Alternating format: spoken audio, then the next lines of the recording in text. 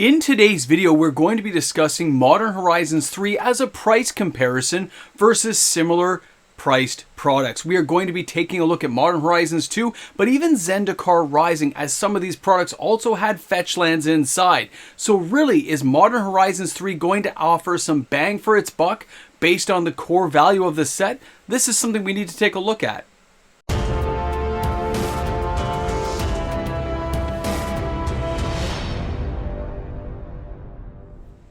How much is price going to be a factor when determining the value of something like Modern Horizons 3 versus its predecessor, Modern Horizons 2, or even going back to the original Modern Horizons? Welcome back, everyone. MTG Moxman here. Thanks again for hanging out with me on my channel today. So for the terms of today's video, I want to just remind you guys we're talking about the collector boxes from Modern Horizons 3 versus Modern Horizons 2, and I am adding in Zendikar Risings into this conversation because that collector box did also have fetch lands inside. And we're looking at the value of those collector boxes because it's the most expensive product that was offered in this premium lineup. Now for the terms of pricing. Here in Canada, this pre-order pricing for Modern Horizons 3 is $499.99 Canadian, which is $344 US roughly, with a 30% exchange rate minus any taxes. And here in Canada, the Modern Horizons 2 boxes were actually at pre-order $499 as well. So there's been no price shift here in Canada, even though there's a couple of years between the products, and we know how expensive Wizards of the Coast has made these products in the past. It makes you wonder if the values are really going to match up, and players have those questions. But there is something that is universal, and that is people are excited about the set, and they are hoping that it actually plays off as well as Modern Horizons 2 did. Now, the thing I've noticed here is when you look at what's been selling, and in this lineup already, we've seen sales start to rack up for Modern Horizons 3. You can see here, though, this is all the $400+ range. And a lot of these players who've been watching these, and players I speak to, they are hedging their bets that TCG player sell-through rate is actually underpriced. They're expecting some huge banger cards inside the set that will drive the price forward, make FOMO go crazy like we saw in Fallout or Lord of the Rings, and people lose their minds trying to get their hands on the product.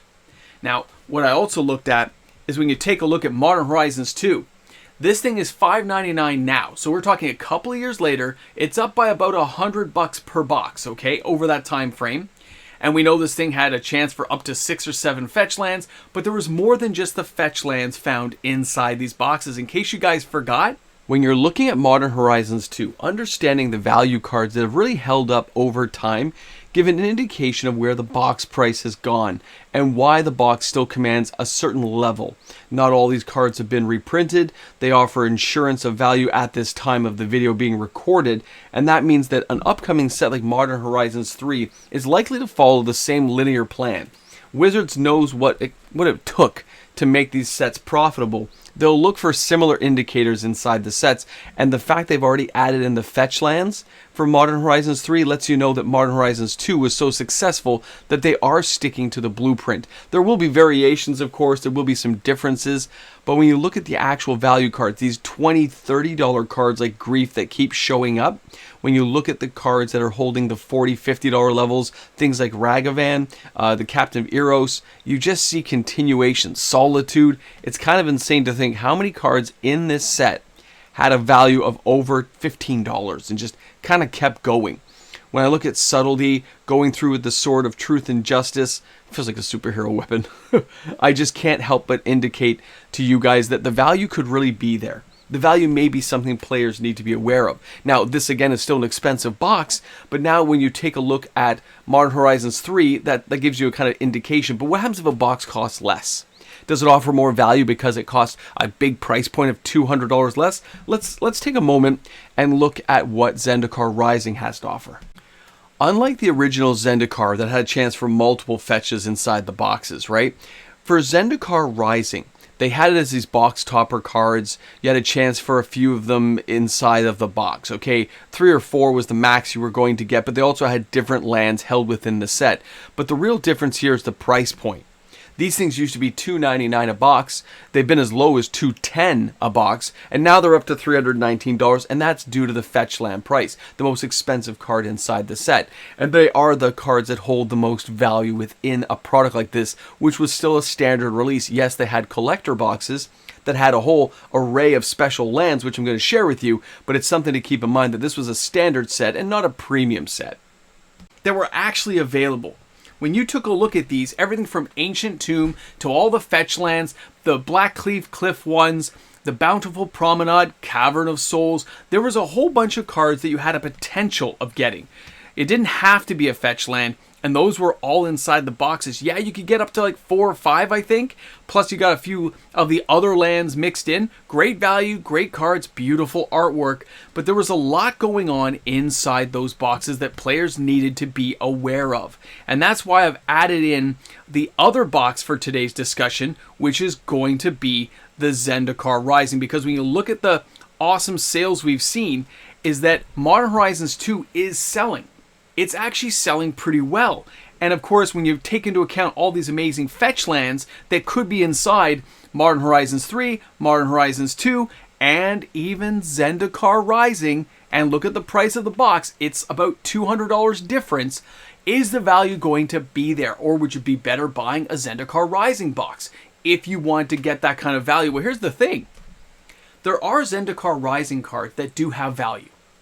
But when you compare to Zendikar Rising against Modern Horizons 2, Modern Horizons 2 is far superior as a product. It had a chance for more fetch lands, even the different variants like the Promenade, Ancient Tomb, but not only that, the overall value of the cards inside the set.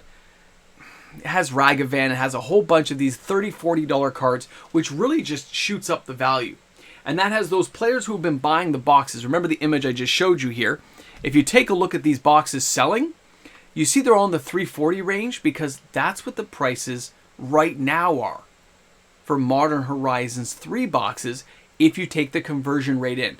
Don't just look at the Amazon that said it sold like 400 plus copies and they're selling at those higher rates. That's like the placeholder price. That's not going to be the price that probably stays, but Amazon's been burning people, so they've kind of upped their prices and then they lower them the closer we get to release. So just keep that in mind right now that these prices are more likely to be the prices for Modern Horizons 3 for those players who do choose to buy them, if you can get them at the pre-order price. Because if any amazing cards start showing up in Modern Horizons 3, it will shoot up the prices of those pre-orders very quickly, within hours of those cards being spoiled. If you don't get your sale, your purchase in, it's going to shoot the price up. It won't be on sale anymore, and you'll pay the new higher inflated price. Now, Modern Horizons 2 did go on sale numerous times. It had a massive print run. Now that sale sometimes went as low as $449, $429 a couple of times. It didn't dip below the $400 that I recall. It seemed to stay above, and none of the pictures and images I took ever went that low that I checked back on. So it looks like that's kind of like the firming price. When you look at Modern Horizons 3 and the price they're offering, we don't know how many fetch lands are going to be in those boxes. We don't know if there's going to be box toppers, or if we do, I don't remember hearing about it. So there are a lot of variables that could be added into the pricing of this product. But the fact that players are already buying it, the fact they're already stockpiling in, and I'm sure there's some speculators as well as some actual players who just want to get a box in at a firm price, fearing what happened with the Fallout boxes. And we don't know if Wizards will tighten the controls on it to say that there's a shortage. We don't know how any of that's going to work. But the fetch lands are the key here.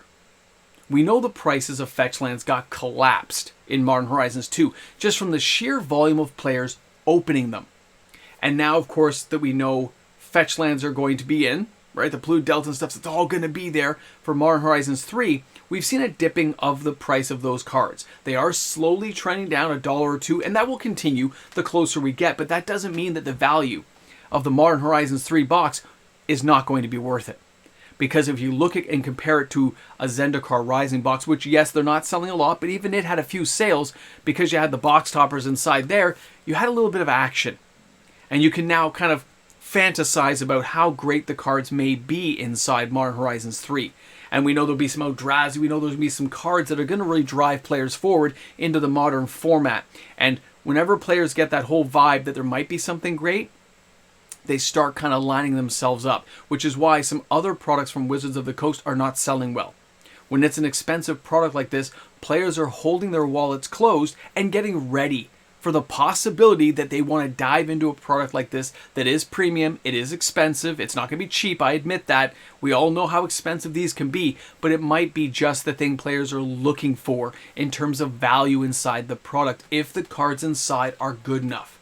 When you look at things like Yavimaya Cradle of Growth and the fact it's slowly creeping up in price, Tomb of Yawgmoth, Tomb of Urborg, all these cards are starting to trend up ever so slightly in case other cards come along that fit in. Other modern cards are starting to go up in anticipation of what could be in Modern Horizons 3.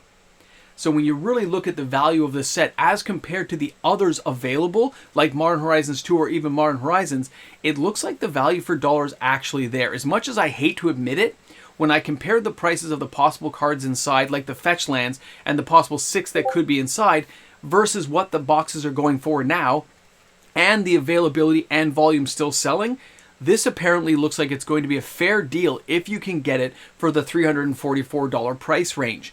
As the prices shoot up, it becomes less of a deal, less of a bargain, but the pre-order pricing looks like it might be quite the deal for players to grab if it's something they're looking for.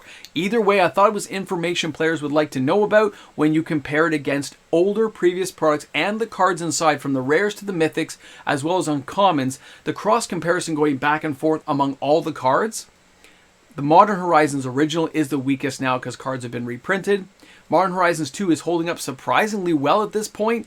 And then, of course, Modern Horizons 3, we don't know all the cards inside, but the value as it's apparently starting to unfold looks like it's going to hold up really well. Time will tell as we get closer to the product, but I'll be curious to know which players are going to be buying the product, which players are going for singles. So if you already kind of made up your mind, please take a moment to slam that down in the comment section. Share your thoughts with us about this product lineup and where you stand on what's going on. Thanks again for hanging out. Thanks for being here on the channel today. I look forward to you guys tomorrow with another video. Have a great day today.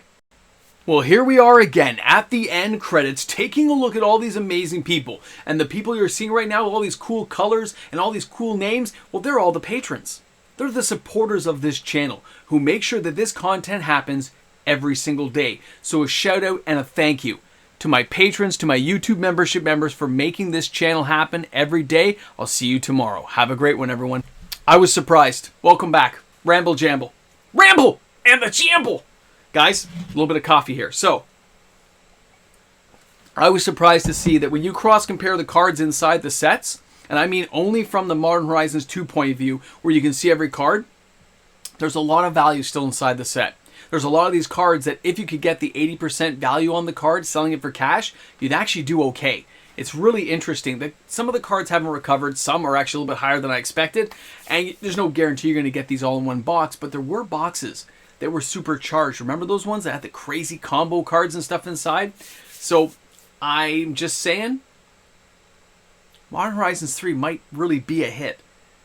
But what gets me concerned is the same price, because now I'm starting to think, I didn't put this in the video, this is just tinfoil hat. They didn't change the price, okay? The pre-order pricing's the same. After 2 years though, 2.5 years, you think they would have amped up the price a bit. And that's unless they're diluting the fetch lands or diluting what's inside the product, keeping the same price point, but shrinkflation in the fact they're giving you a little bit less in terms of some of the cards and reprints that players might be expecting. We have to wait and see, but it could be that kind of fear factor section where I'm like, ooh, maybe it just doesn't have everything it was supposed to have, and that's why they could keep it at the same price, but just give us a little bit less. Either way, I'll be curious. Thanks a lot for hanging out. Thanks for being here at the end of the channel. Hope you guys had an awesome day. Hope you get to chill and relax. And remember, shop smart, shop S-Smart.